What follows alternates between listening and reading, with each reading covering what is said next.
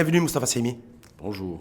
professeur de droit et politologue. Avec vous, aujourd'hui, on va débattre des enjeux politico-juridiques conditionnés par la régionalisation avancée, du futur modèle de gouvernance entre l'administration centrale et les élus territoriaux, et enfin du rôle et de la responsabilité, essentiellement d'ailleurs, du politique dans la nouvelle carte régionale. Mais avant toute chose, Moustapha Seymi, la régionalisation avancée, pourquoi peine-t-elle à avancer ? Est-ce qu'il y a un problème de fond ? Est-ce qu'il y a un problème de forme ? Est-ce qu'il y a un problème de vice ? Je ne sais pas, il y a quoi ? Et donc, Effectivement, vous avez raison de le relever, il y a du retard. Il y a du retard pour des raisons multiples. D'abord, il fallait un agenda électoral.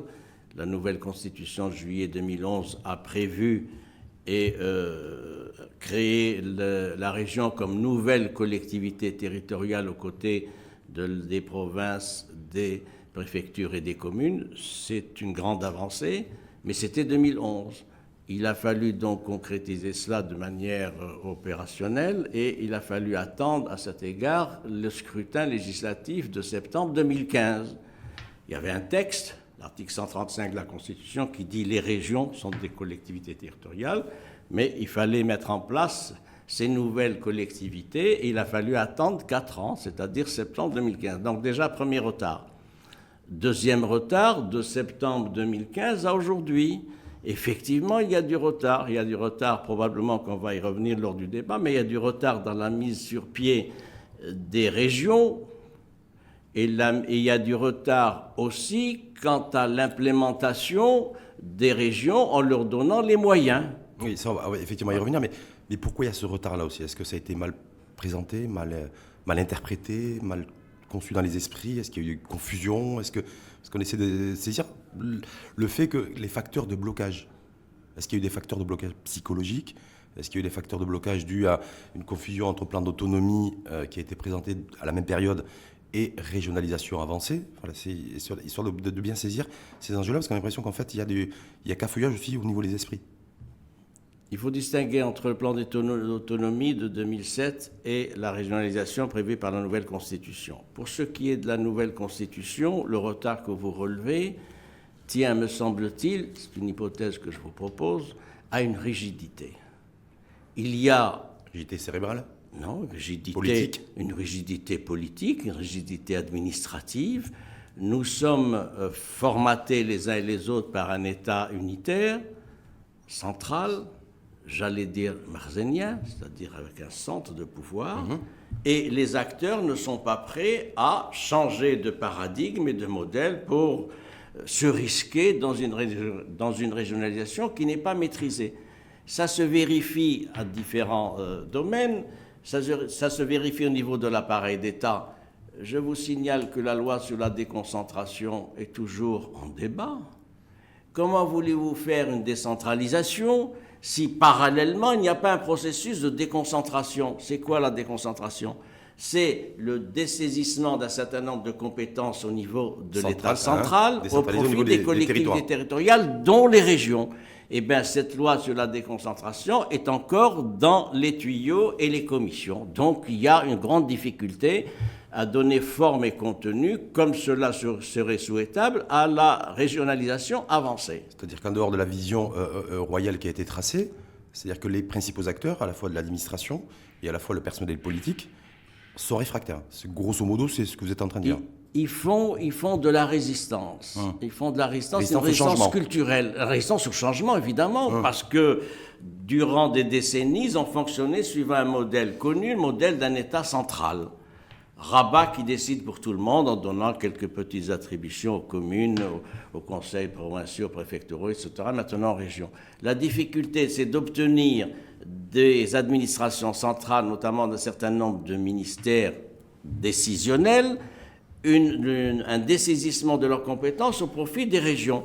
Quels sont les ministères qui sont intéressés à cet égard, qui sont mis en cause ? D'abord le ministère de l'Intérieur. Qui est le ministère de tutelle des collectivités locales. Oui, qui est le ministère de l'Intérieur. Il faut y ajouter le ministère des Finances, qui toujours freine tout ce qui est possibilité de donner des ressources aux régions. Il y a également les autres départements qu'il faut pas ignorer, départements des travaux publics, de l'équipement, de la santé, de l'éducation nationale, etc. Ça fait qu'au total, il y a un état d'esprit à Rabat qui n'est pas favorable à la régionalisation. Dans le discours officiel, oui, mais qui ne prend pas les mesures opératoires pour cela. Nous sommes 3 ans après les élections de septembre 2015 et la mise en place sur la base d'élections des conseils régionaux. Nous sommes encore dans ces situations grises où les régions ne peuvent pas assumer leurs responsabilités. C'est pas moi qui le dis. Vous avez des présidents de régions comme celui de Fès-Meknès, président de l'association vous nationale avez celui de Tanger et d'autres, etc., qui font le même constat. Comment on fait pour sortir de ça? Une fois qu'on a fait ce constat, cet état des lieux, on fait comment pour sortir de ça? Il faut du volontarisme politique. C'est-à-dire qu'il faut qu'il y ait une ferme injonction royale, il faut le dire, parce que vous savez, le changement ne peut venir que de l'injonction royale aujourd'hui. Nous avons un gouvernement qui gère au plus près ce qu'il y a, et donc ça ne peut venir qu'une forte interpellation royale pour que...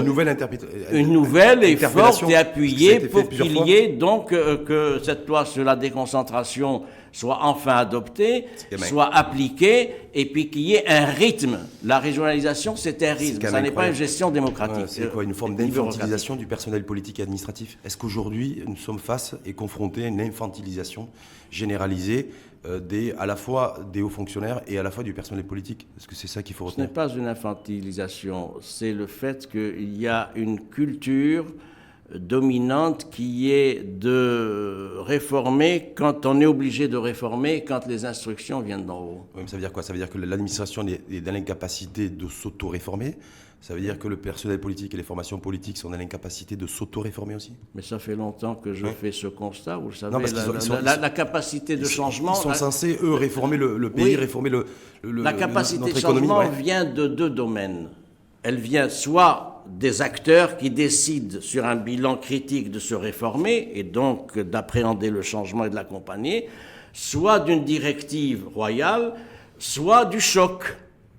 Choc ou électrochoc, en l'occurrence. Oui, le choc ou électrochoc, c'est-à-dire l'apprentissage par le choc, la réforme par le choc. Nous sommes toujours dans cette relation binaire, on gère le statu quo parce qu'on est incapable d'imaginer, de prendre les mesures de réforme. Regardez tout ce qui s'est passé, toutes les réformes qui sont prises. Ce sont des réformes qui ont été soit voulues par le souverain, soit imposées par la dynamique sociale et voire même la contestation sociale. Donc on réagit toujours sous pression. Oui, parce qu'il y a une difficulté à anticiper le changement et à l'accompagner. Et justement, l'anticipation de ce changement, parce que je crois savoir que la régionalisation avancée va avancer, y compris se préciser dans les prochaines semaines ou les prochains mois. Comment ça va se passer sur le terrain? Parce qu'on parle d'une nouvelle articulation, répartition des pouvoirs entre l'administration décentralisée et les élus locaux, les élus territoriaux.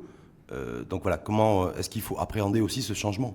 Ce qui est préoccupant, c'est le fait qu'aujourd'hui, en 2018, l'attractivité de la régionalisation a perdu de sa dimension, de sa nature. C'est ça qui est inquiétant. C'est-à-dire, aujourd'hui, faites un sondage auprès des élus, des citoyens, etc. Ils disent oui, c'est un discours, mais pour l'instant, il n'y a rien. C'est-à-dire qu'il y a un grand chantier, c'est un grand chantier de Rennes, c'est le souverain qui l'a dit il y a quelques années, c'est un grand chantier de Rennes, c'est-à-dire c'est pas 3 mois, 6 mois, c'est 20 ans, 30 ans la régionalisation pour qu'elle soit achevée et réalisée de manière optimale. Aujourd'hui, l'état d'esprit est au scepticisme et à l'interrogation. Qui croit encore aux vertus de la régionalisation, alors que 3 ans après, nous sommes dans cette situation donc de dépendance, d'attente, d'interrogation. C'est ça le débat. Et est-ce que ça passera par des lois organiques, par des instruments juridiques, par la force de la loi, vous qui êtes juriste? Il faut dire qu'il y a eu des dizaines de textes réglementaires, c'est-à-dire non législatifs. Il y a eu la loi organique de la régionalisation de juillet 2015, il faut le dire. C'est un texte important. C'était une loi en complément de l'article 135 de la Constitution, c'est une loi organique donc de juillet 2015. Qui a entériné le nouveau découpage régional. Qui a un nouveau découpage et qui a mis sur pied les organes de la région, leurs rapports respectifs, les attributions, etc. Maintenant, ça ne suffit pas. Il faut descendre plus bas au niveau des textes réglementaires. Il y a des dizaines de textes qui ont été adoptés par le gouvernement. Il faut être juste. Mais il en manque encore des dizaines pour finir ce processus-là et pour boucler la boucle. Et c'est sur ça que malheureusement il y a du retard. Un retard, je crois savoir que la semaine dernière, le gouvernement a érigé en priorité, enfin dans le top 5 des priorités pour 2019, la régionalisation avancée.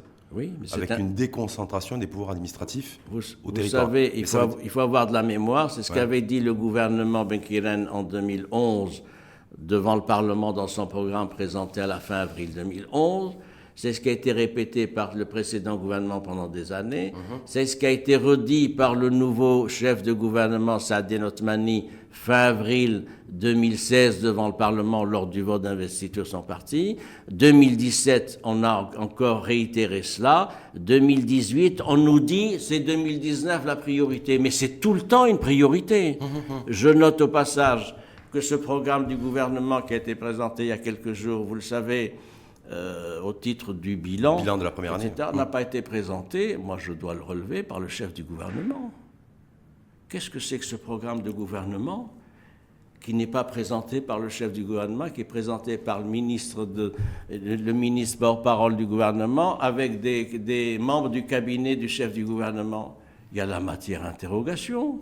C'est-à-dire soit que le chef du gouvernement ne veut pas assumer le bilan parce qu'il estime qu'il est modeste et que finalement il n'y a pas grand-chose à dire, soit qu'il n'a pas la capacité d'avancer, de s'engager pour dire voilà où nous en sommes, voilà ce que nous allons faire.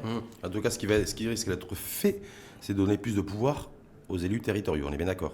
C'est dans la Constitution. C'est dans la Constitution. Est-ce que ça, de facto, c'est moins de pouvoir pour les représentants du gouvernement, de l'exécutif, de l'administration centrale?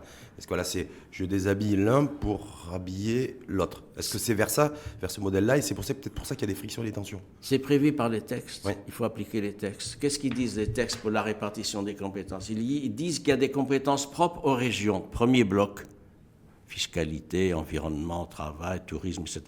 Il y a un deuxième bloc de compétences partagées entre l'État et les régions. Donc départagés notamment dans un certain nombre de secteurs économiques et sociaux. Et il y a un troisième bloc de compétences transférables au fur et à mesure de l'avancement du développement des régions, sur la base de deux principes, la progressivité et la différenciation. Il est bien évident pour ce qui est de troisième bloc d'attribution transférable, donc, on tiendra compte de l'état d'avancement des régions, de leurs besoins, de leur stratégie. On ne va pas déléguer les mêmes attributions à la région de Casa et à celle de l'Oriental, etc. Mais de manière très synthétique, Moustapha Saimi, est-ce que le Wali, demain, dans la nouvelle configuration politique de la régionalisation avancée, aura plus de pouvoir ou autant de pouvoir que le président de région, qui, lui, jouira automatiquement d'une légitimité électorale? C'est un exécutif bicéphale, c'est un organe politique bicéphale avec deux têtes. Le wali de région représentant l'État central, avec un certain nombre de prérogatives sur lesquelles il va veiller, notamment le contrôle d'un certain nombre de documents, de budget, de validation, etc. Et il y a les attributions propres au président du conseil de région. Il n'y a pas empiètement. Le texte est tout à fait clair entre les compétences de l'un, Wali, chef de région, Wali de région représentant l'État, et le président de région. Ça, c'est en théorie. Est-ce qu'en pratique, il peut y avoir effectivement lors de la mise en route, des frictions, des tensions? Évidemment qu'il faut que les acteurs s'adaptent à cette nouvelle répartition, c'est-à-dire que les Wali de région qui ont une culture qui est celle du ministère de l'Intérieur et donc une culture de l'État central, il faut qu'ils s'adaptent et qu'ils fassent l'effort de s'adapter à cette régionalisation qui confie au président du conseil de région des attributions importantes. Il y aura des réglages. Tout à fait, mais plus de pouvoir. Il y aura des réglages pour éviter le chevauchement de compétences, mais si les textes sont appliqués correctement, le Wali de région aura moins d'attributions qu'il n'en a aujourd'hui. Donc moins de pouvoir? Oui, tout à fait. Moins de pouvoir. Bien sûr. Les Walis, dans un avenir proche, auront moins de pouvoir que les présidents de région. Oui, mais ils auront tout de même des prérogatives importantes parce que ce sont des représentants de l'État central. Est-ce qu'on est sur un modèle un petit peu à la française aussi, avec une administration centrale un État très jacobin, avec aussi des préfets de région et des présidents de région. Oui, C'est c'est un ce modèle modèle-là d'ailleurs qu'on est en train de suivre, d'ailleurs. c'est un modèle qui a d'ailleurs inspiré la commission consultative de la régionalisation. Ils ont beaucoup travaillé sur le modèle français, Oui. sur d'autres aussi, le modèle espagnol, autres, etc. Mais le modèle français a été l'une des pièces de référence des travaux de la commission. Est-ce on est aussi sur les prémices d'une nouvelle forme de démocratie régionale? Là, parce que ce modèle avec le Wali qui aura moins de prérogatives, donc moins de pouvoir, le président de région qui aura plus de prérogatives, donc du coup plus de pouvoir, donc on est dans une démocratie politique à l'échelle des régions, à l'échelle d'une région. Mais c'est l'esprit même de cette régionalisation avancée. C'est des organes régionaux que sont les régions, donc nouvelles collectivités territoriales, avec la nouvelle constitution, avec des élus procédant des urnes, c'est bien l'expression de la démocratie. Plus loin encore, il y a la possibilité d'élargir le champ de la démocratie participative qui est dans la Constitution. Ça se vérifie au niveau de la possibilité donnée aux citoyens de faire des pétitions. Vous savez que les citoyens, dans le texte, ont la possibilité de faire des pétitions. Il faut qu'il soit un minimum de 300 suivant la base démographique des gens jusqu'à 500. C'est des pétitions qui sont envoyées au président du conseil de région sur tel ou tel problème. Elles sont retenues ou pas, mais il y a cette possibilité pour les citoyens de se mobiliser pour pétitionner, c'est-à-dire attirer l'attention des organes de la région sur tel problème, telle difficulté, telle réforme, tel blocage, etc. C'est-à-dire on va être sur des schémas de démocratie participative à l'échelle des régions, à l'échelle des territoires. Oui, mais rien n'est fait pour l'instant pour encourager ce processus de démocratie participative. Est-ce que du coup le personnel politique aussi va être exposé à ce fameux concept, au-delà du concept d'ailleurs, de reddition des comptes à l'égard des citoyens? Oui, c'est le principe. Interpellés sur les routes, éclairage, transport en commun. C'est tout à fait ça. La démocratie participative, c'est le droit d'interpellation des élus. Interpellation d'élus à qui vous avez donné un mandat de représentation. Et ça, c'est un acquis de la nouvelle Constitution, il faut le dire, le droit de pétition qui est ouvert donc aux citoyens. La difficulté, c'est d'exercer ce droit. C'est-à-dire de l'assumer. Et de l'assumer, c'est-à-dire d'avoir 300 ou 400 ou 500 signatures. Nos citoyens, malheureusement, sont assez rétifs. Ils sont favorables pour signer et pétitionner, mais pour signer et pétitionner, il faut donner le numéro de sa carte d'identité, il faut signer, il faut vérifier. Et sur ce plan-là, nos citoyens sont assez réservés à propos de cette procédure. Ça risque de se faire avec le temps, mais moi, mon interrogation aujourd'hui, c'est vous avez fait référence à 2015, premier scrutin qui était double d'ailleurs, communal et régional, pour la première fois depuis la nouvelle Constitution. Et à ce jour, 3 ans après, on n'a pas de président de région qui a réellement présenté un programme, qui dit un petit peu ce qu'il fait à l'échelle de sa région, un petit peu à Casablanca et Stade, mais bon, très timidement, voilà. C'est inégal. Pas forcément de communication aujourd'hui. Vous êtes sévère, c'est inégal. Les 12 régions doivent être traitées différemment. Incontestablement, il y a quelque chose au niveau de la région de Casablanca. Oui, Casablanca, Stade, oui. Il y a des petites choses qui sont dites par Moustapha Bakouri, mais globalement, sur les 12 régions... Non, il faut pointer. Il y a également quelque chose qui est en marche à Fès Meknès avec Mohamed Lansam. Oui. Il faut le dire. Ça fait deux. Il y a un blocage, il y a un blocage total à Tanger. Tanger était en la pour des raisons politiques que vous connaissez, du fait de la démission comme chef de parti du secrétaire général du PAM, Ilyas Omari, et de la situation que connaît cette région. Mais il y a un autre cas intéressant, c'est la suspension d'un conseil de région, voici 4 semaines, par le ministre de l'Intérieur. C'est le conseil de Dar'a Tafilalet. C'est Choubani. Oui, alors que c'est un problème au sein de la majorité. Et oui, c'est un problème entre le RNI et le SFP, qui sont pourtant la majorité. Il n'y a pas eu d'autre choix du fait du blocage pour le ministre de l'Intérieur que de suspendre ce conseil de région. Suspension d'ailleurs qui pose problème sur le plan juridique, parce que la mesure de suspension ne peut être prise ou de dissolution peut être prise que par le tribunal administratif. Et là, le ministre de l'Intérieur estimait qu'il fallait prendre une mesure cette fois-ci en attendant que les choses soient réglées. Donc voilà le tableau. Ailleurs, ça ne fonctionne pas très bien, les conseils de région. Donc nous en sommes là. Mais c'est là aussi changement d'attitude, changement de comportement à adopter, d'avoir un président de région qui doit avoir une vision. Il faut du qui doit avoir un leadership. plan, qui doit avoir une stratégie, qui doit avoir aussi des attributs en matière de compétences, parce que je crois savoir aussi qu'une des premières prérogatives, c'est de booster, de faire la promotion de son territoire d'un point de vue économique et social. Oui, et pour ça, il faut un président de région, pour jouer son rôle pleinement, doit avoir du leadership. Doit avoir du leadership, c'est-à-dire une capacité d'entraînement, une crédibilité justifiée par une expérience, par un savoir-faire, par une connaissance, etc. Parce que c'est la seule manière de s'imposer d'abord aux élus, à la région, et de pouvoir être un interlocuteur auprès des administrations centrales et auprès des opérateurs économiques pour vanter et louer les potentialités de sa région. Ça se joue sur une personne. Vous savez, comme toujours en pareille chose, c'est le leadership d'une personne qui fait qu'il y a une région qui a un rythme, qui a une visibilité, et d'autres régions, les présidents de région ont une culture gestionnaire de statu quo sans C'est-à-dire que beaucoup selon vous, d'initiative. le développement à venir des régions, dans le cadre de la régionalisation avancée, viendra de la capacité, le niveau de leadership du président de région. Du président de région, j'y ajoute Oui. les élites régionales. Le président de région ne peut pas faire, quelles que soient ses qualités, ne peut pas tout faire. Il faut qu'il sache s'entourer d'une équipe managériale, il faut qu'il ait l'appui des élus et qu'il sache les convaincre et les rallier malgré les contentieux qui peuvent exister entre les uns et les autres. Je me suis dans le parenthèse à propos de contentieux, Rabat s'est bloqué. Au niveau de la région? Eh oui, et même de la municipalité. Dans d'autres régions, ce sont les mêmes difficultés, parce que les interférences partisanes ne favorisent pas un esprit de collaboration en faveur des intérêts de la région. Effectivement, on reviendra aussi là-dessus, mais bon, ce que je veux dire, c'est qu'il y a 12 régions.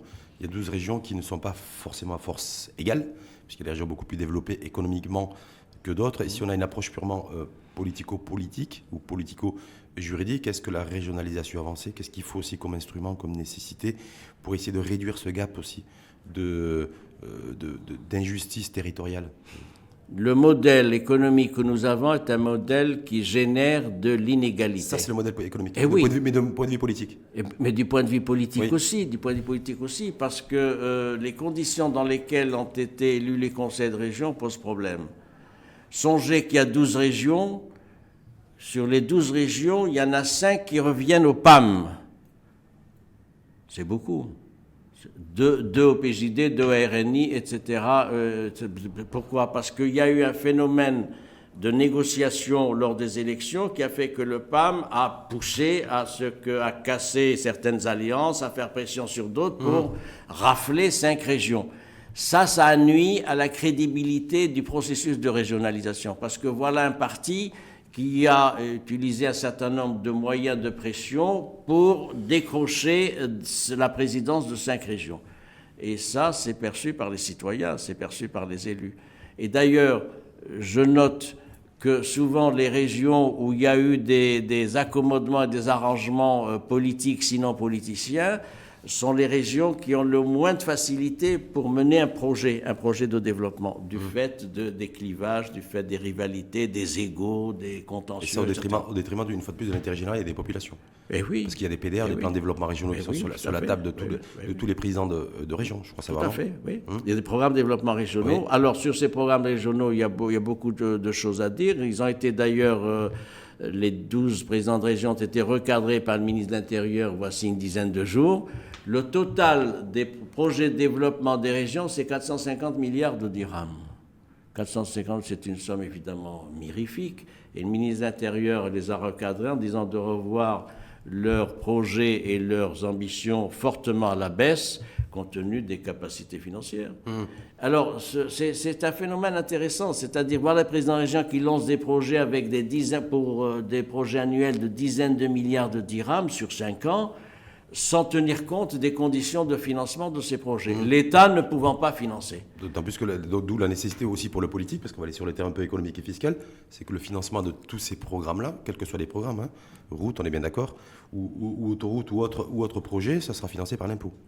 Parce qu'il y a aussi le politique qui devra assumer. L'impôt avec des formules, c'est-à-dire il y a maintenant au niveau de la loi organique des finances la possibilité de transférer petitement des sommes de TVA et de l'impôt sur le revenu aux régions avec une progressivité 2019-2020. Mais on sait très bien que ça ne suffira pas. Est-ce que politiquement, Moustapha Seymi aujourd'hui, c'est aussi l'enjeu pour le politique, c'est d'assumer la mise en place d'impôts pour le site au prix d'impôts locaux pour le citoyen. Il ne faut pas qu'il y ait une surimposition. Il y a déjà la charge fiscale, la pression fiscale suffisamment forte au Maroc et dans les régions.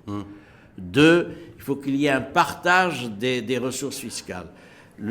Évidemment, le ministère des Finances et le gouvernement est assez réservé, parce qu'il y a tellement de besoins au niveau du budget général de l'État, est assez réservé pour débloquer plus qu'il ne faut aux régions.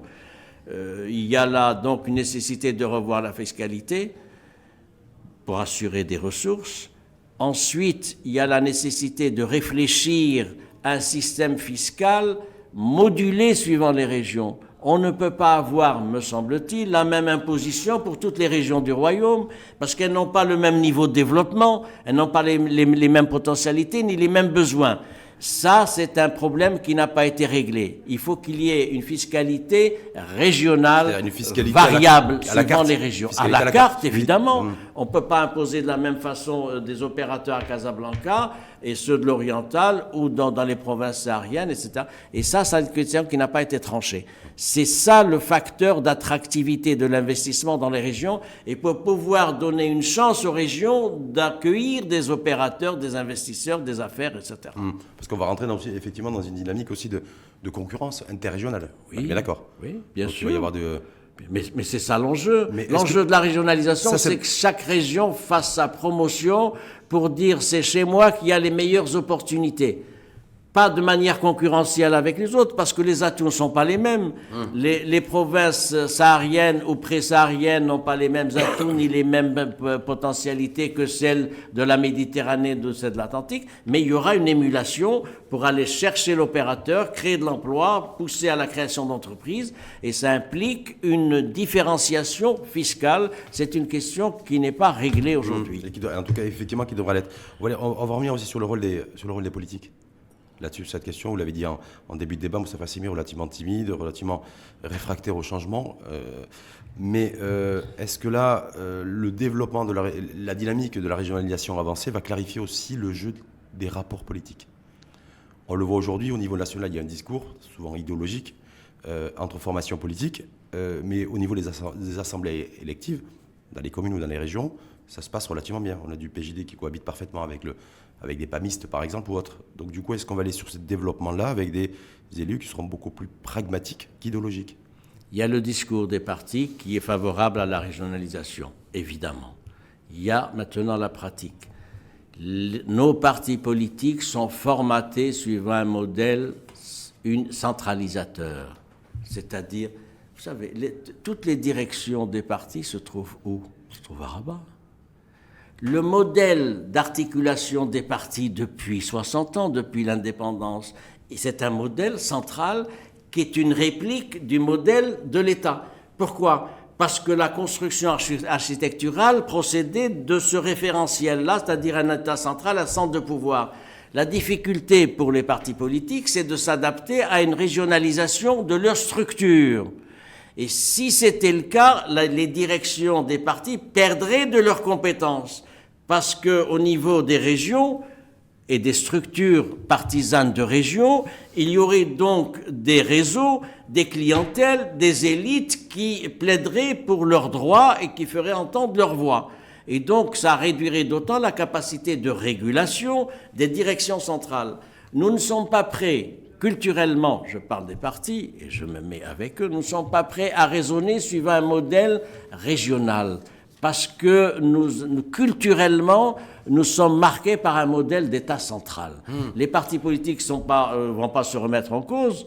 Alors, qu'est-ce qui se passe? Ils ont esquivé la difficulté en s'appuyant sur des réseaux de notables locaux. Mais les structures des partis restent centralisées quand même au niveau des directions à Rabat. Et sur le nouveau rapport de force, sur les alliances? Oui, mais il peut y avoir des alliances. Il y en a d'ailleurs. Il y a des cas, même dans les municipalités, il y a des alliances. Ça se passe très bien. Oui, mais ça se passe bien, mais ça ne règle pas le problème du recrutement de nouvelles élites régionales.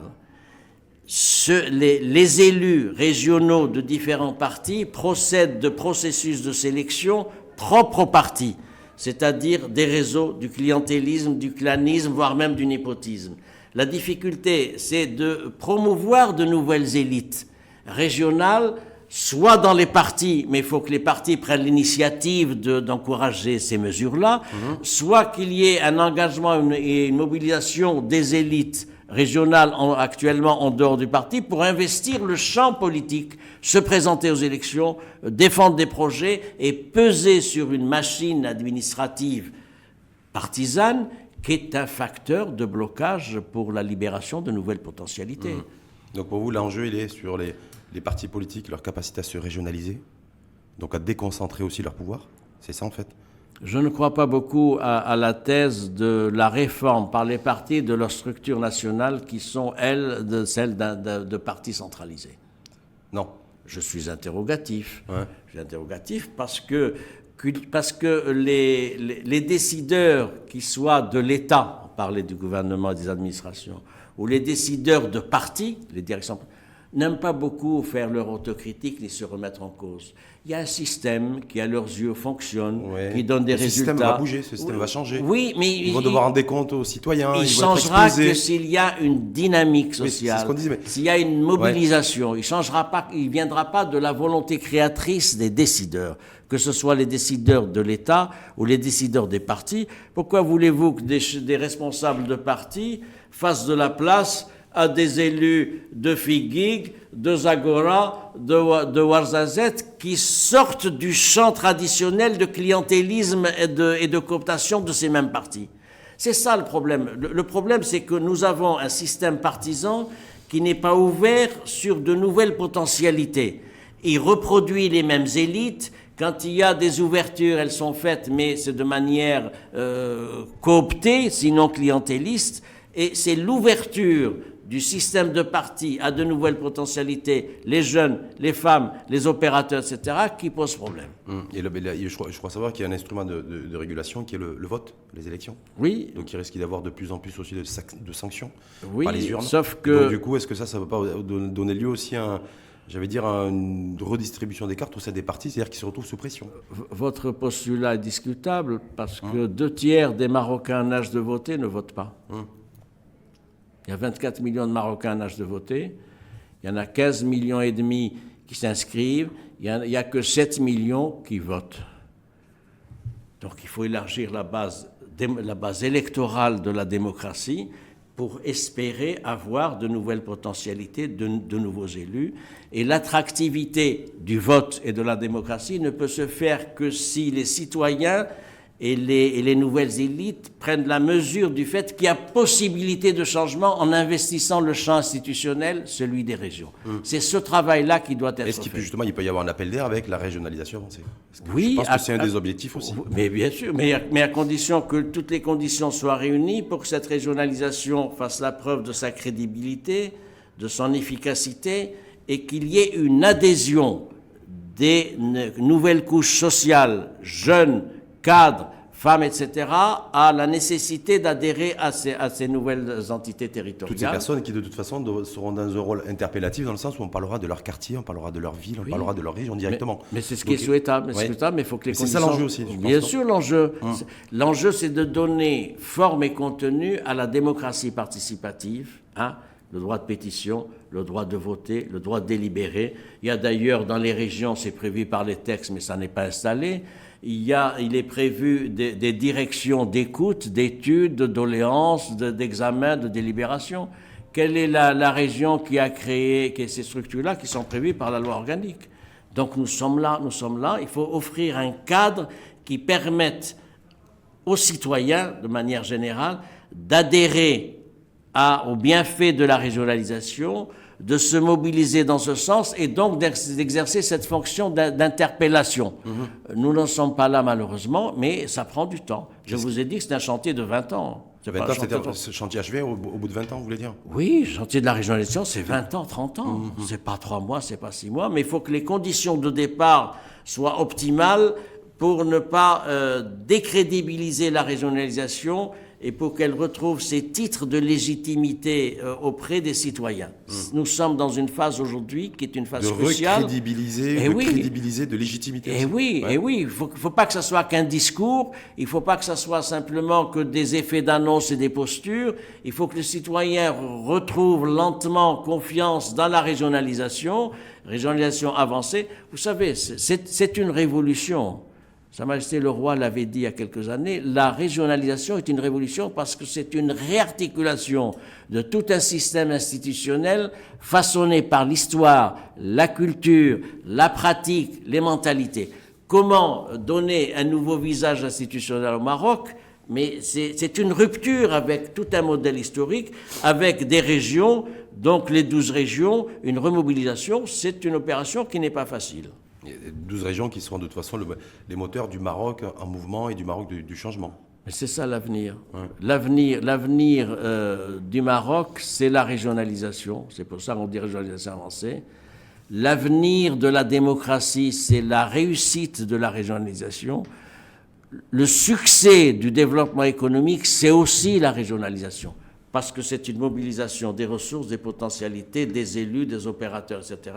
Il faut qu'il y ait, je vais résumer, il faut qu'il y ait une sorte de patriotisme régional pour donner à cette régionalisation des chances d'avancer. Je suis dans cette région, je vais être fier de ma région, que chaque Marocain soit fier de sa région. Il faut qu'il y ait une adhésion et une identification à la région, ça n'est pas le cas.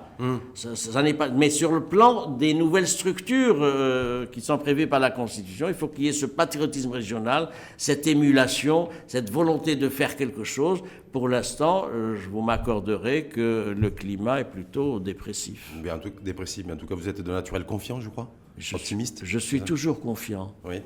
Mais sans perdre de vue les choses comme elles sont. C'est-à-dire?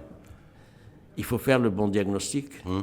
Tout le monde le fait, mais il faut se doter de la thérapie. Ça ne suffit pas de dire voilà l'ordonnance. Il faut mettre en place les conditions de la faisabilité des réformes à faire. La régionalisation avancée, on n'a pas le droit de se louper. On ne peut pas avoir ce ratage historique et avoir une régionalisation qui soit dévoyée à une forme bureaucratique de structure de l'État. C'est un grand enjeu. C'est pas l'État d'ailleurs qui se déplace, et c'est pas l'administration qui se déplace dans les régions. C'est une autre forme de gouvernance. Oui, c'est une autre forme d'articulation de notre système institutionnel. Il est hors de question de transférer le modèle central au niveau des régions. Oui, les fonctions régaliennes ne changent pas, sont entre les mains de l'État, c'est-à-dire justice, diplomatie, sécurité, armée, tout ça, etc. Le reste est partagé.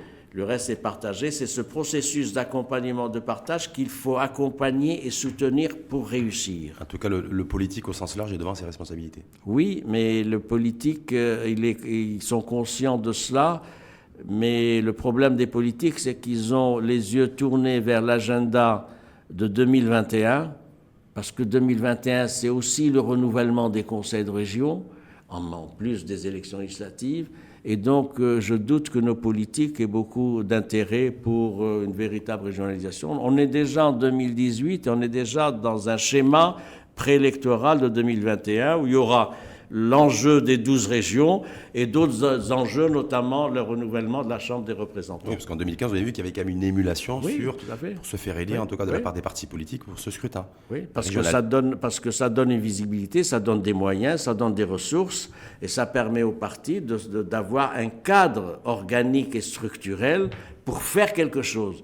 C'est-à-dire que les partis ne sont plus simplement des partis députés qui attendent des postes de ministres. Les partis deviennent les partis qui ont des candidats élus aux régions deviennent des managers et se dotent par là même d'une visibilité. C'est-à-dire nous pouvons faire quelque chose dans notre région, nous avons une capacité à faire des réformes.